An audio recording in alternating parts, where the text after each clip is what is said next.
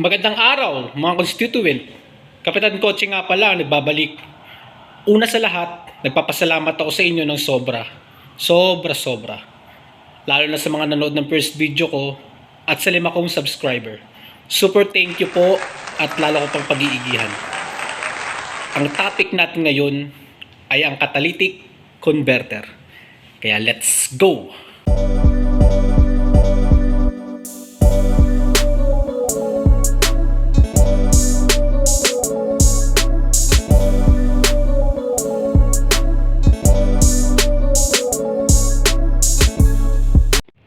Ano-ano bang merong piyesang catalytic converter at mga katabi nito?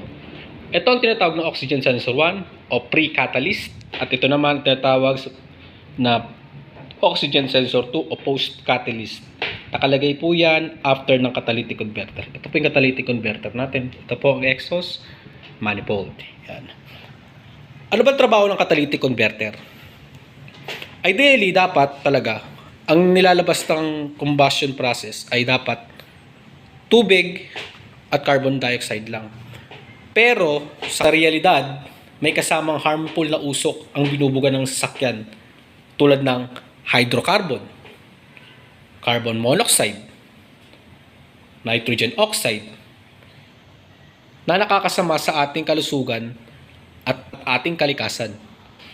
Pero inimbento na ang catalytic converter para salain itong tatlong harmful gas na to at di na mailabas sa hangin.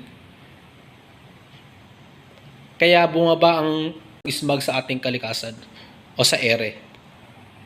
Ano-ano ba ang meron sa loob ng catalytic converter? Ano-anong mga elemento ang bumubuo dito? Unang-una ang platinum. Yan, mahal yan. 1,500 ang per gram. Sunod ang palladium. Yan. Ang per gram naman niya ay 2,872.50. At ang pinakalas ang rhodium. Meron siyang 18,647.50 per gram. Kaya pala uso ang nakawan nito sa ibang bansa, lalo na sa US. Ang palladium at platinum, naglalabas siya ng mga oxygen para gawing water vapor at carbon dioxide ang hydrocarbon at carbon monoxide. At nagagawa lamang ito ng dalawang element sa tuwing ang fuel ratio ay 14.7:1 or linear. Pero pag lumagpas na ang fuel ratio sa 14.7:1 o rich mixture, dito nagagana si rhodium para tulungan si platinum at si palladium na gawing nitrogen si nitrogen oxide. Yon. Punta naman tayo sa sintomas kapag sira ng catalytic converter. Low power o hard start. Yan. Bakit? Kasi restricted na yung catalytic converter mo. Kumbaga, hindi na siya makabuga papunta ng exhaust pipe. Kung barado na siya, yung usok ng combustion chamber, nasunog ng combustion chamber, ibinabalik niya lang din. Restricted. Kaya minsan, pag pag nagagas ka, yun pakiramdam mo, akala mo low power. Tapos minsan, pag mag-i-start ka, yun hard start, akala mo fuel pump, hindi naman pala. 'Di ba? Pag low power, akala natin spark plug, hindi naman pala. Second, na malalaman natin na siraan ang catalytic converter. Pag amoy sulfur na ang binubuga ng tambutso or amoy bulok na itlog, ganun yung amoy niya. Third, discoloration na yung housing ng catalytic converter o warp o bengkong na. Yan, may kita mo yan na sira ng catalytic converter. Next, may marinig kang rattle noise pag ini-start mo yung makina. Yung parang ang tunog naglagay ka ng jolen sa garapon, tas inuyog mo, ganon yung tunog. Ang next ay bagsak ka sa emission. Bakit? Walang sumasali ng mga harmful gas, yung hydrocarbon, hydrogen oxide, carbon monoxide, nilalabas na ng tambutso mo. Talagang babagsak talaga ang sasakyan mo sa emission. At lalabas ang DTC, magkakaroon siya ng check engine. Tapos ang trouble code niya ay P0420 o catalyst efficiency below threshold. Paano nalaman ni ECM na bagsak na si catalytic converter at nagpailaw siya ng check engine? Ganito kasi yung mga constituent. Diba? Kunyari, etong si pre-catalyst oxygen sensor 1, na-detect niya yung mga harmful gas is 95%. Dapat, pagdating kay post-catalyst dito sa baba, after ng catalytic converter, dapat, marireceive ni post-catalyst, kung na-receive nito ni pre-catalyst ay 95%, dapat marireceive nito mas mababa. Yun. Dapat mas mababa siya. Kunyari, ang nakaprogram sa ECM ay dapat kung mas mababa siya ng 10% yung pre-catalyst sa post-catalyst, na-detect ni pre-catalyst bago siya dumating ng catalytic converter. Na-detect niya 95%. Tapos, pagdating kay post-catalyst, ito kay oxygen sensor 2, na-detect niya 91% yung content ng unburned gas o yung harmful gas. Siyempre, maano si ECM, sabihin niya, i-check engine ko to. Pailawin ko si check engine. Bakit? Kasi, wala na sa program ang inilabas na harmful gas. Yung nakaprogram sa kanya 10% na difference ay hindi umabot. O wala sa tolerance.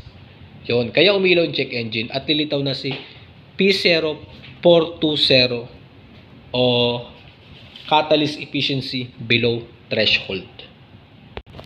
Ngayon, paano natin pangangalagaan itong si catalytic converter? Yan.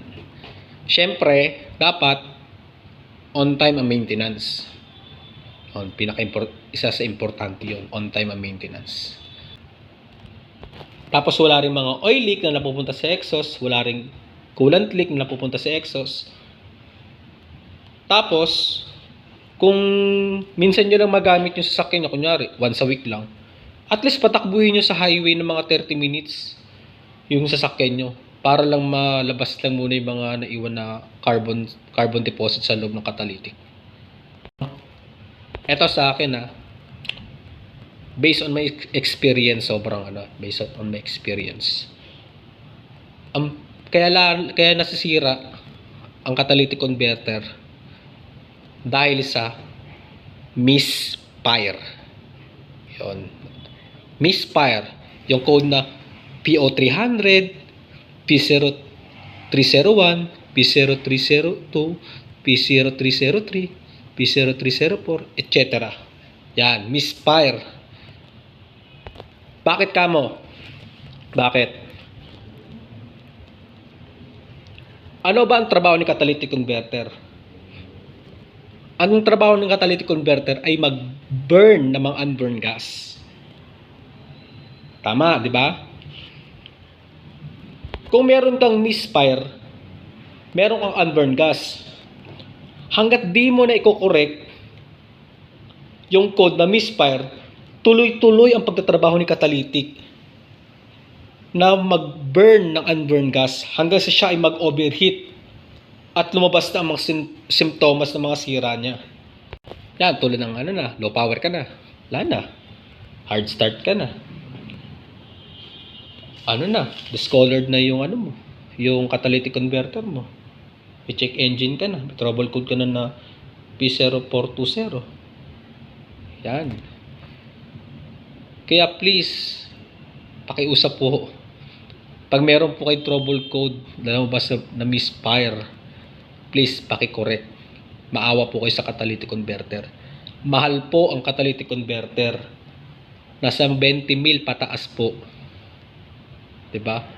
Baka mamaya, simple yung misfire lang na simpleng spark plug lang pala papalitan. Hindi pa natin napapalitan. Ayun, hanggang sa nasira si catalytic converter. 'Di ba? Yun po, sana po ingatan po natin si catalytic converter, mahalaga po 'to at malaking tulong po 'to sa atin at para po sa susunod nating henerasyon na may malangha pa po sila sa sariwang hangin. Yun po. So, yun lang muna mga constituent. Maraming salamat po. Mag-iingat po kayo palagi. Lalo na po sa virus. Mag-ingat po tayo palagi. Magdasal po. Okay po. Keep safe everyone. Bye-bye.